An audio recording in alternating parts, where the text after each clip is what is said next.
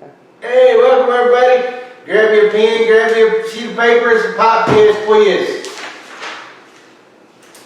I'm just messing with you. It's children's worship time. Woo! Yeah! So we're going to do the lesson for this week. It's me and Steve again tonight. So we're going to start off with our unit verse, Psalms 95:6. Come, let us worship and bow down. Let us kneel before the Lord our Maker. Psalms 95:6. Now that is our unit verse that we say through the month, maybe? Yeah, we'll go with month. Good answer. Good answer. Yeah, good answer for me. We'll go through the month. But we have a weekly verse that Steve's going to read for us. Alright, the weekly verse is Galatians 5:13, and it reads, "For you were called to be free, brothers and sisters. Only don't use this freedom as an opportunity for the flesh, but serve one another through love." So that verse reminds me of I think it's the CC's Pizza or Little Caesars Pizza commercial where they say there's no rules, and the guy starts taking his shirt off. They go, "We got one rule, put your shirt back on." Well, we got our freedoms. We're free, but there's a limitation to our freedoms and what we can and can't do. So that's what that verse kind of covered, you know. And tonight we're going to be speaking on the Antioch Church, how they help people. You know, most kids like to help. So how about Eli or Kendall? Do y'all like to help? What about Ella or James? I know you like to help. I seen a post where y'all water the tomato plants. We didn't get any tomatoes. We had not yet. I don't. Feel free to send tomatoes to P.O. Box Steve, Heflin, Alabama, 36824. So we're talking about Antioch, the church helped out. Man, I want some tomatoes. No, I'm sorry, I should have brought tomatoes up tonight. You know, the persecuted Christians, they left Jerusalem and they scattered. They went everywhere, different lands, different regions. How about you having to pick up from your home and just moving because you were persecuted for being a Christian? Well, that's what these people had to do. Well, when they got to Rome, is a large Jewish population. Local Gentiles were impressed about how the old Jews were proclaiming the gospel. So these guys, they just packed up and left. Packed everything they had. So and left. They went a long way. And I did some research. Uh-oh, here we go. Research. Downtime. I had some. All right. I got to do some research. We got some Googling going on. Google is my friend. So you know, they couldn't just jump in a car and be like, "All right, we're going to Rome," because they couldn't. They had to hoof it or ride a mule. So I figured it up, and it's roughly 230 miles is how far they had to walk or ride in a carriage. 230 miles. That's So from Heflin to Foley, Alabama. close. Close. From Heflin to almost Panama City Beach. Almost Panama City. And you know, by car, it takes 6 hours to get to Panama City Beach, roughly. But you got to stop and eat. You got to stop and go to the little boys, little girls' room. And so it pushes on 7 or 8 hours. So that to walk that many miles would have took me 5-6 days. Took them roughly 4. According to Google Maps, it took 4 4 days. 4 days. I was close. I said 5 or 6. It would take me 5 or 6 because I get out of breath when I go to them little stinking bars in the kitchen.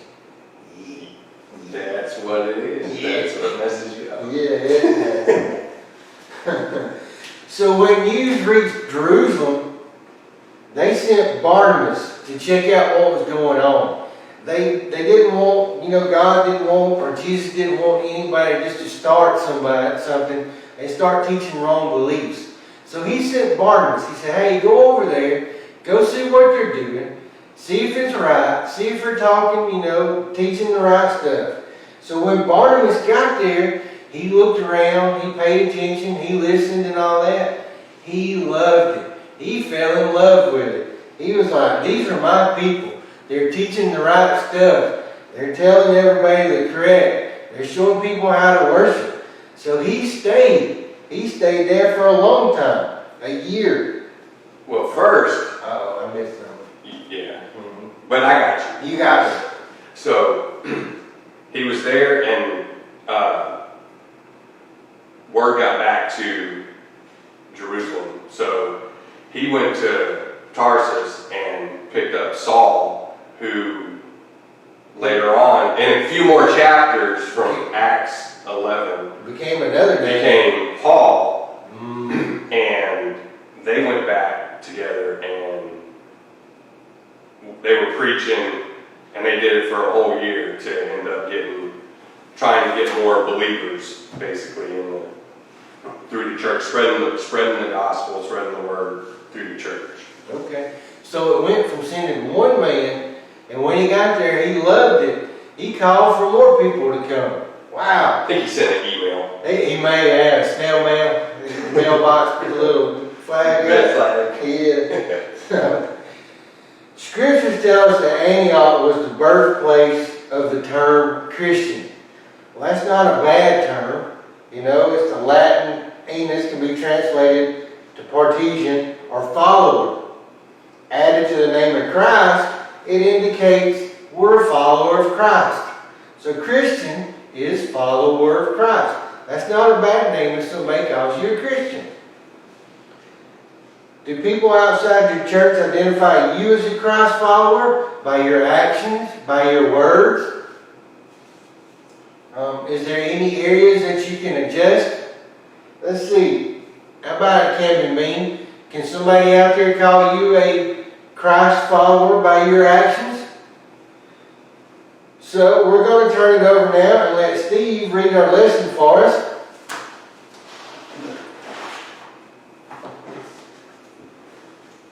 The Antioch church held.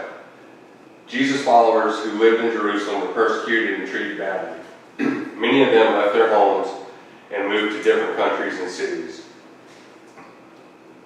Basically, wherever they went, these believers told the people how Jesus died on the cross and rose again. Some of the Jesus followers moved to the city of Antioch, and just like in any other place, and just like in other places, the believers began to tell the people about all that Jesus had done. Soon a church began in Antioch. God helped the church grow, and many people believed that Jesus is the Son of God. The church in Jerusalem heard about the new believers in Antioch and decided to send Barnabas to teach people more about Jesus and encourage the new believers. Barnabas was a good man. He was filled with the Holy Spirit and faith. When Barnabas arrived in Antioch, he was so glad to meet the new believers, and he encouraged them to remain true to Jesus. Barnabas saw so many people believe in Jesus that he went to Tarsus to get Saul and brought him to Antioch to help. For a year, Barnabas and Saul met with the church and taught many people. Antioch is where the believers in Jesus were called Christians for the first time. One day, prophets came from Jerusalem to the Antioch church. One prophet named Agabus. One of the prophets' names was Agabus. Agabus told the Antioch church that a severe hunger would come to the Roman world. This included Judea, the country where Jerusalem was located. There would be no rain, and people would have a hard time finding food to eat. So the members of the church in Antioch wanted to help those who would be in need during the hunger. Each person gave what he was able to give. When the church members collected everything, Barnabas and Saul took the gifts to the believers in Judea. That was based on Acts chapter 11, 19 through 30. So I know Nathan, Jonas, and Charis. We'll get that. I'm sorry. I'll get it. I know they believe Jesus is the Son of God because they were in my vacation Bible school group last year. Boy, I miss Vacation Bible School. Me too. I know. Man. Let's have a moment of silence for Vacation Bible School. Moment of silence. Okay, All right, okay, we're good. Yeah, we're good. We're good. All right, here we go. So, like I said before, followers who lived in Jerusalem, they were persecuted, they were ridiculed, they were mistreated. So they left their house. You know, the husband comes in and says, "You got 30 minutes, we leaving. Pack what you can get, and we're gone." I do that to go on vacations, and 7 hours later, she's still packing. So, but You could have been there. I know, we could have been there by then. But they loaded everything they had, either on a horse and cart, or they walked, carried it on their back, under their arms, and they left. They left and went to the city of Antioch. And, you know, just like other places, they began to worship God. They began a church. Well, word gets back to Jerusalem, and they send Barnabas. Say, "Hey, go check them out. Go listen to them, see what they're doing." Well, he gets there, he listens, he figures it out, and he loves it. Loved it so much, Steve told us that he sent word back for 2 more people to come. And they all shared the gospel for another year. But then one day, this prophet, Agabus, boy, how about having a name, Agabus? He didn't get through the first grade. He may not have. He was called on every time when it started today. Agabus, yeah, I'm here. He couldn't be late for class. He couldn't. Here. So Agabus showed up and said, "Hey, there's going to be a big famine in the Roman world. There'll be no rain. Crops can't grow. Cattle can't drink, so they're going to die. So there'll be no food in the Roman world." Now, what's significant about the Roman world is because that's where people had to leave from, was Roman Empire and all that. They were persecuting them and all. So, you know, they could have said, "Oh, that's the bad people. We're not going to help those bad people. They're the reason we had to move out and all that." But what did the members of the church do? They said, "No, we're going to help them. We're going to send everything that we can." So they went back to their houses, went back to their tents. They gathered up as much as they could. They gave what they could. They gave out of their heart. And when everything was collected, Barnabas and Saul took the gifts to Judah so they could eat, so they could possibly grow more crops and all that.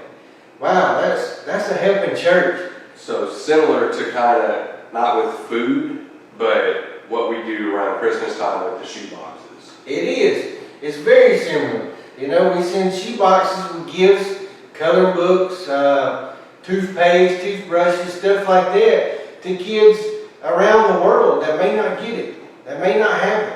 You know, when they open those up on Christmas morning, they may pull out a coloring book and some crayons that they've never saw before.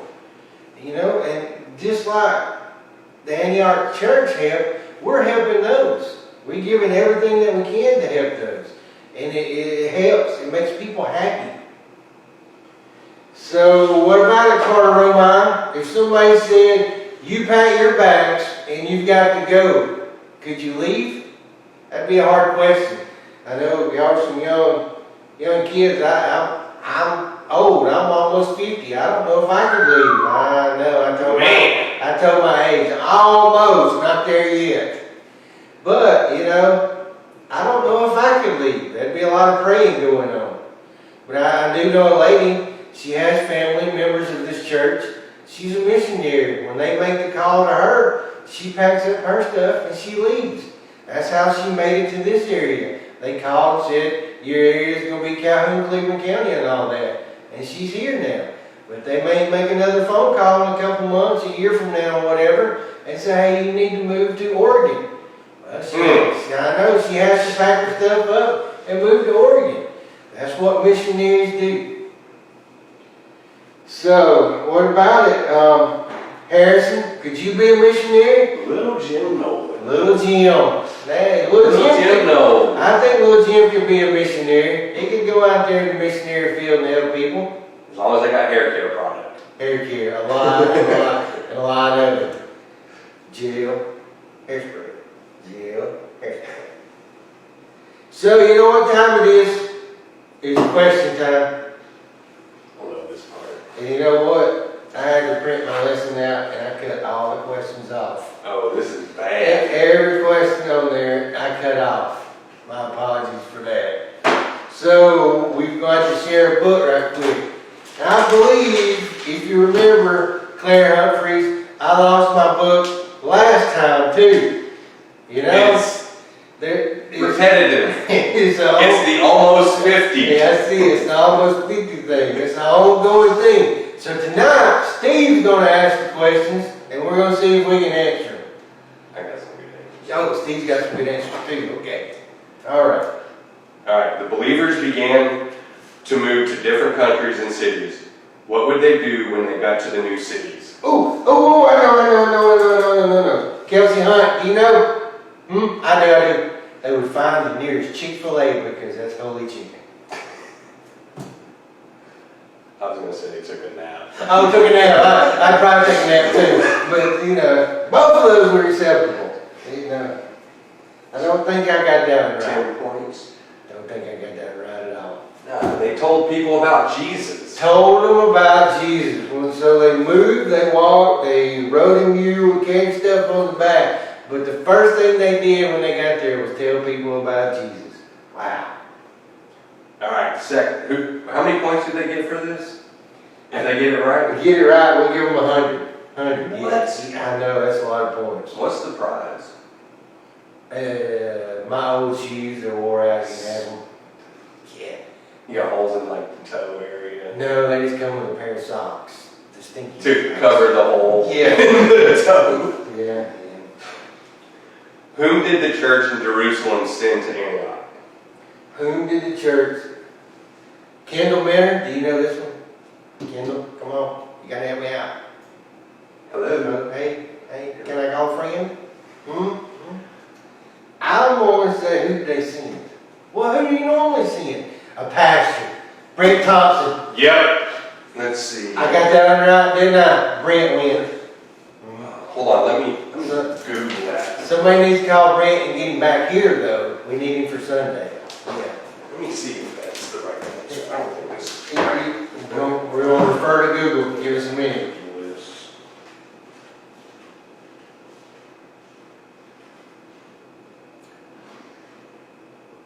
It was Barnabas. Barnabas. It wasn't Brent. It was Barnabas. It started with a B though. B. It did start with a B. The B had me. Yes, the B had me. All right, I think everybody gets 25 points but me.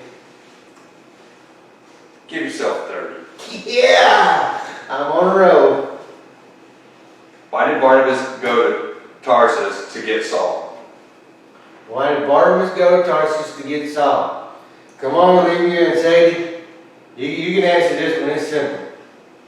Why did he go? I think I know the correct answer. I got it. You got it? All right, tell us. He went to get Saul so they could go to the courthouse to legally change his name to Paul. That he does change his name to Paul, but that comes many years later, I believe. No, he sent for more people. Why? Because Barnabas fell in love with him. The people were actually doing what they needed to do. They were telling the right stories. They were worshiping right. And they wasn't, falsely claiming other gods or anything. So Barnabas fell in love with it. He sent word back to more people and said, come on, help me. They're doing it right. We need to be here. Close? Pretty close. Pretty close. He just needed help telling many believers more about Jesus. That's it. Needed some help. So, 25 points for that one. Okay. Actually, I'll give you 35 because you kind of went in a lot of detail. I did go into some detail there, yes. Thought we was going to have to go put another SD card in there. Where were the believers in Jesus first called Christians? I got it. I know. Jacob Pentecost, you think he's going to answer it right? Yes. Okay. Steve answered. In the Bible. In the Bible. That is true. Yeah, that's the 500 point right there. Steve got 500 points. So, people, Madeline Minner, you're going to have to help him out on this one, all right? You're going to have to tell him right. It was at Antioch Church. correct? That is correct. I think That is correct. I saw you looking over it. I had to look. I don't know why I wanted to say KFC, but it was Antioch, right there. It was close. It was close. They were within a mile of each other. So. All right, last one. No, I got two more. Oh, two more. I'm sorry. Who was Agabus?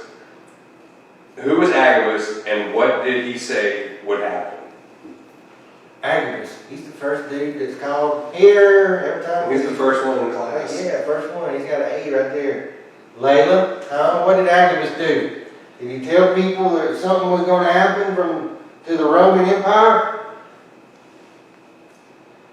Well, what about crops dying? No water, no rain. There's going to be a big famine. I think that's what Agabus told him. Who was Agabus? Who was Agabus?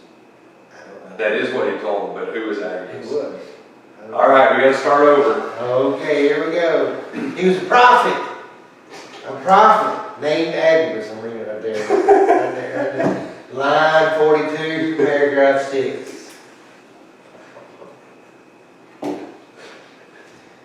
And then,